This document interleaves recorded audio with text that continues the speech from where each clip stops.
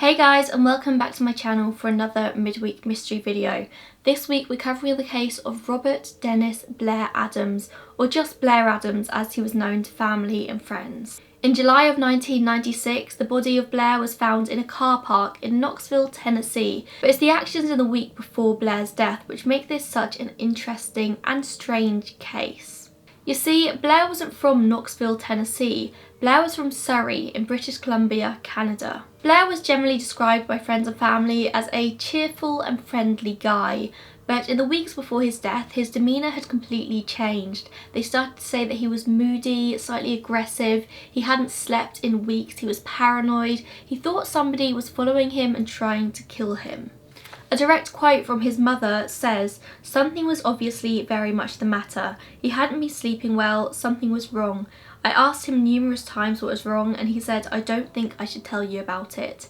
And to this day, she doesn't know what it is. In the past, Blair had suffered with drug and alcohol abuse problems, but he had been sober for 2 years and he had been attending Alcoholics Anonymous meetings, but he'd stopped those because he was feeling so confident in himself that he was past those troubles. He worked at a construction company as a foreman and mostly worked in Canada, but the year before he'd spent a few months in Frankfurt, Germany, working for the same company over there. And whilst he was in Frankfurt, rumour has it that he actually met a girl who later became his girlfriend. So his girlfriend said that he was a gentleman, kind and caring, but other people who worked with him said that he could be aggressive and confrontational and he loved to pick fights. According to his friends and family, he was acting very odd for multiple weeks before his death. But it was on July 5th, 1996 that things really started to take a turn. Blair walks into his bank and withdraws everything in his savings account, and he also goes to his safety deposit box and takes out everything in there. He walks out of the bank with about $6,000 of cash, as well as thousands of dollars worth of gold and platinum jewellery. 2 days later, Sunday the 7th of June, Blair attempts to cross the border into America. He drives down to Victoria and attempts to board a ferry that would take him over to Seattle.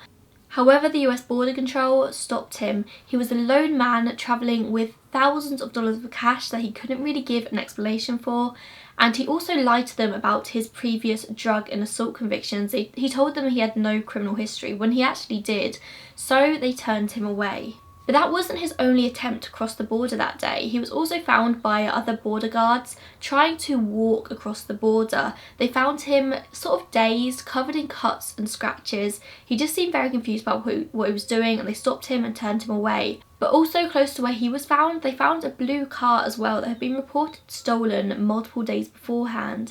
And a friend came forward a few weeks later and said that the day before this, he had seen Blair driving a blue car that wasn't his. So Blair turns around and heads home. The next day he arrives for work in the morning as usual, but quits on the spot. Now this to me seems very strange because he's already attempted to cross the border into America twice, and I don't know why he's had to be rejected for that to go back and then quit his job. Surely he'd quit his job before he even tried to attempt it in the first place, because clearly he's trying to escape from whatever he thinks is following him. But no, he quits the following day and then he purchases a round-trip ticket to Frankfurt, Germany. He spends about $1,600 on this ticket. However, just later that night, he drives to a friend's house and begs her to drive him across the border, telling her that he's being followed and somebody's trying to kill him. Now, this friend has her kids at home, and so she can't do anything. She can't just ditch her kids to go drive Blair across the border, so she tells him to go home. So the next day is Tuesday, July 9th, the day that his flight to Frankfurt is supposed to take off. And Blair heads to the airport. He drives his car down to the airport. And when he gets there, instead of heading to his flight, he walks up to the desk and asks for a refund. He says that the person he's meant to be going to visit is suddenly ill and so he can't get on the flight anymore. Now, I don't know if they did actually refund him or not, but I know that he at least definitely asked for the refund. Now, we can assume the person that he intended to visit was his girlfriend, but his girlfriend has always denied that she knew anything about this. And also, I'm a little bit iffy on the existence of a girlfriend here at all, and the only sources that really confirm that he has a girlfriend are posts from apparent friends of his and his girlfriend on sort of online sleuthing forums saying that he has a girlfriend. I've never actually seen the police 100% confirm this. So he tries for this refund and then walks to the car rental service in the airport and rents a car, a Nissan Altima. He drives down to the border, and this is where he makes his third attempt to cross into America, and this time he succeeds. So he drives straight to Seattle-Tacoma International Airport, and when he arrives he walks straight up to the desk and tells the attendant that he wants the first ticket out. And the first ticket was happening to go to Washington, DC. So he buys a ticket, boards the flight, and ends up in DC in the early hours of the next morning. This is particularly strange because he purchases a one-way ticket to DC for $770, when a round-trip ticket would have only cost him between about $350 to $400. Now, even if Blair wasn't intending to return, it just makes good sense to buy the return ticket because it's hundreds of dollars cheaper. So I don't know why Blair only bought the one-way ticket for about $300 more. Anyway, like I said, he arrives in DC in the early hours of Wednesday morning, and the first thing he does is rent a car. He rents a Toyota Camry and he gets in the car and starts driving south, and he drives for about 7 hours until he ends up in Knoxville, Tennessee. Now, we don't know if Knoxville was the final destination that Blair had planned, or if this just happens to be where his life came to an end. Maybe he intended to continue driving south, or maybe he had no plan whatsoever.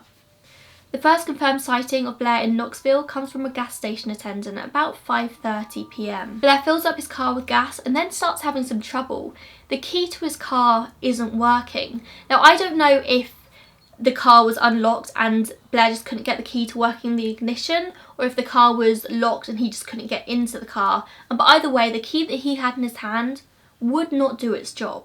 The gas station attendant comes out to assist Blair and very quickly realises that the reason that the key won't work is because it's the wrong key. Blair has a Toyota Camry, and the key he's trying to use is the key for the Nissan Altima that he's actually left at the airport in Seattle. Now, the fact that Blair actually still has this key lends me to believe that he didn't go and drop this car off properly. He didn't take it back to the rental service. He's most likely just ditched it and got on the first plane. So Blair and the gas station attendant are looking for the correct key and they can't find it anywhere. So the attendant calls for the interstate repair service to come and help out, and a man arrives called Gerald Sapp. So Gerald, in later interviews, said that he repeatedly told Blair to look for the key, to look in all his pockets, see if he had it on him, and Blair multiple times refused to do this.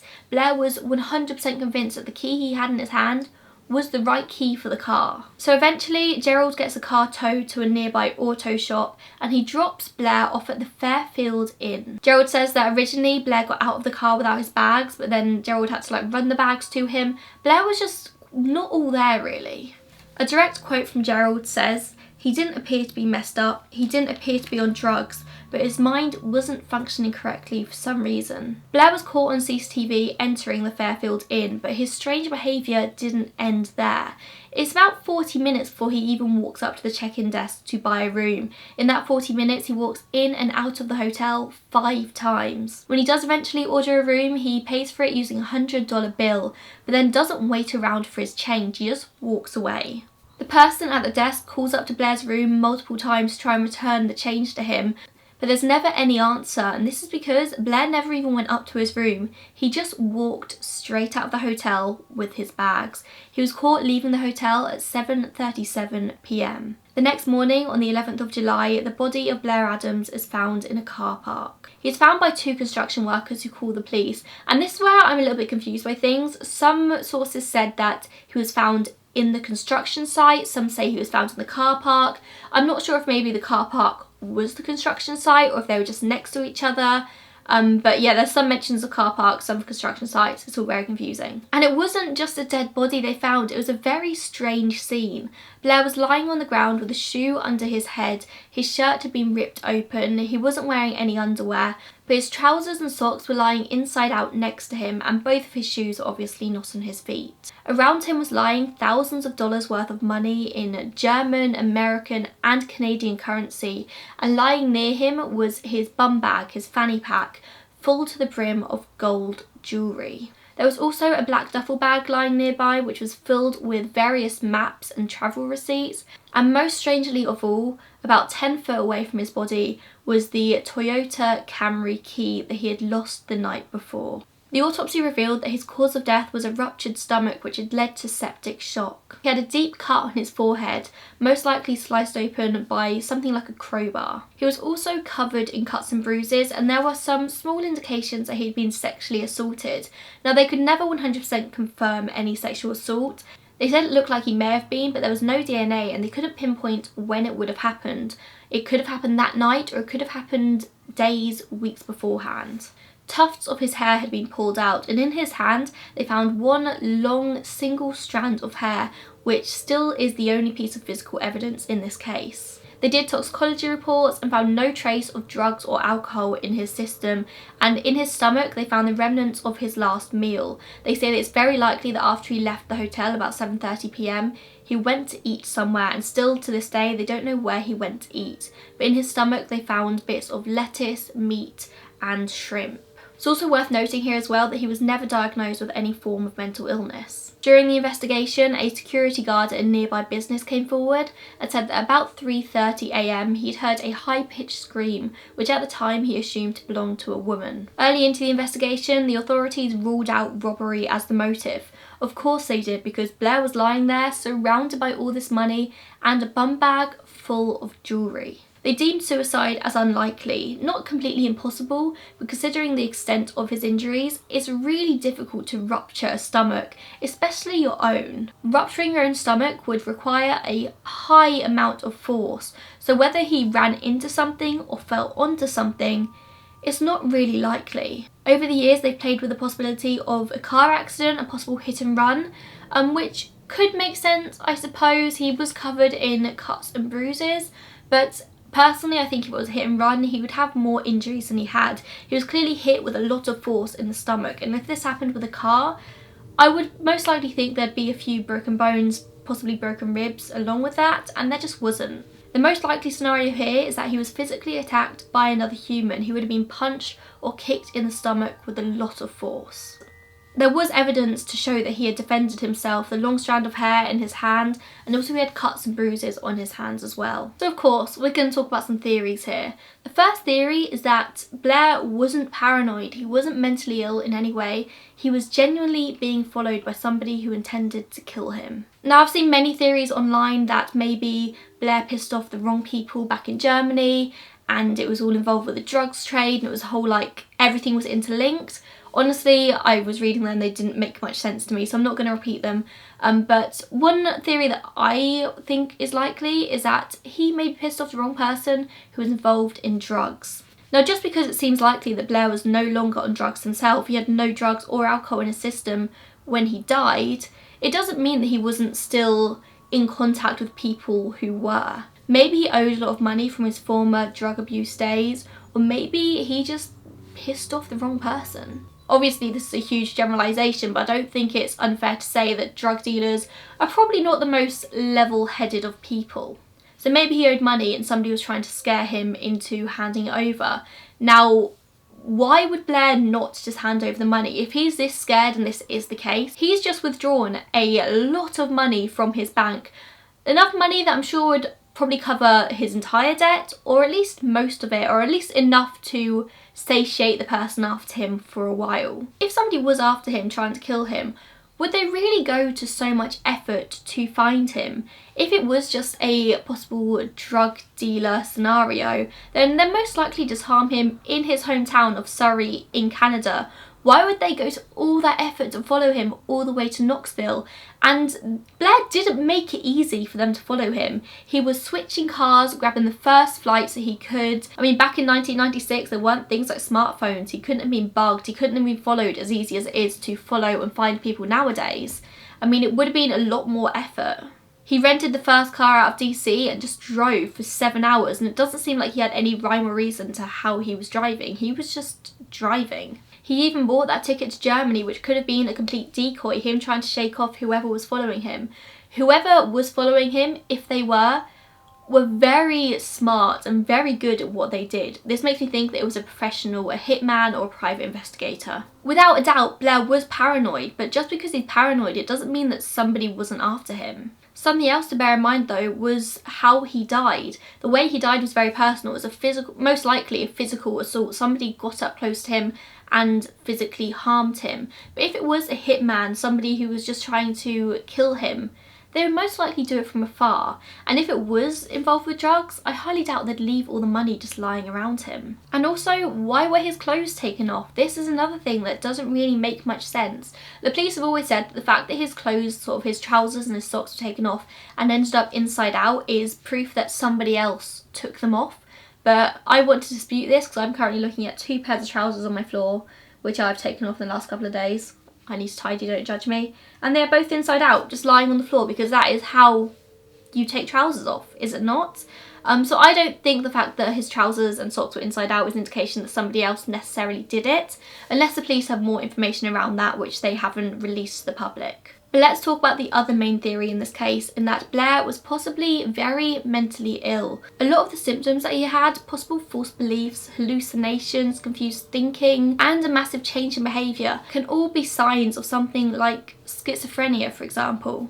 Now obviously I'm not a medical professional, I can't diagnose anyone with anything, I didn't know Blair, but I do think it's possible that schizophrenia, a particularly bad case of bipolar, maybe just a mental or psychotic break could lead him to think like this. I mean, he had a huge change in behaviour. All of his friends and family had said it. In the weeks leading up to his death, he completely changed as a person. And he was 31 years old, but it's not completely unheard of that schizophrenia can come along at a later age. So a possible mental break or mental illness could explain why he did what he did, why he was so convinced somebody was after him, why he was acting so erratically and was just wanting to get away. But this doesn't explain how he ended up dead. I mean, he really would have to be the unluckiest person in the world to escape Canada because he thinks somebody's trying to kill him and then actually end up dead. But this is a theory that I think is most possible and does kind of make most sense in this case. I think that he was mentally ill and he was convinced somebody was following him. When they weren't, he enters the hotel and then leaves because he thinks that they can find him at the hotel.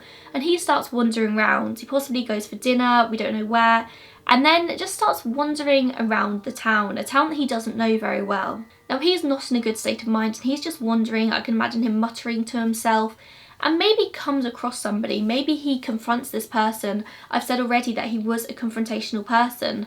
Maybe he confronts this random person and accuses them of trying to kill him and this person's scared. Maybe they're on drugs themselves. I mean, they are out at like early hours of the morning. Maybe they're on drugs themselves or they're just scared of this random guy coming up to them and accusing them of this stuff. And so they hurt him, they kick him or they punch him and then they run away. Now the injury that Blair had, the ruptured stomach, wouldn't have killed him instantly. It could have taken anywhere from an hour to a few hours. So Blair continues wandering and then eventually in the car park lays down and because his stomach is hurting, removes the bottom of his clothing. He takes off his shoes and puts one underneath his head so he can lay there and rest. Now this doesn't really explain how all the money came to be all around him, unless when he took off his trousers all the money just came out of his pockets, but I would have thought the money would most likely be in a bag. So I don't have a theory for that part of it, but I do think it's most likely, which would be why none of the money was stolen, because whoever hurt him didn't realise that he died until hours later. Now I don't want to ignore the fact that the autopsy said that he could have been sexually assaulted. This area was known to be a hotbed for prostitutes and their pimps, and it's not crazy to think that maybe he could have hired a prostitute or could have got attacked, and this could have led to his death. I mean, Blair was found with a long piece of hair we can assume to be female, and the security guard heard a high-pitched female scream about 3:30 AM, so there are chances that a woman was there or was involved. But I do think if he was murdered by a prostitute or a pimp or someone along those lines, I still don't think they would have left all the money just lying there. They would have most likely just picked it up. There were rumours that Blair was bisexual. I think a friend came forward and said that Blair did have an affair with a male roommate at one point in his life, so it's not out of the ordinary to think he's bisexual. Do I think this was the cause of his death? Probably not, but it's worth mentioning. Maybe he was wandering around and came across another gay or bisexual man, which early hours of the morning in a small town in Tennessee I don't think is likely, but let's just go with it here. He comes across another man, maybe they have sex, or maybe something goes wrong, Blair gets attacked. and maybe the person he's with ends up hurting him. Maybe Blair, in his mental state, does start to scare them a little bit and they hurt him, which could explain for the sexual assault and his other injuries.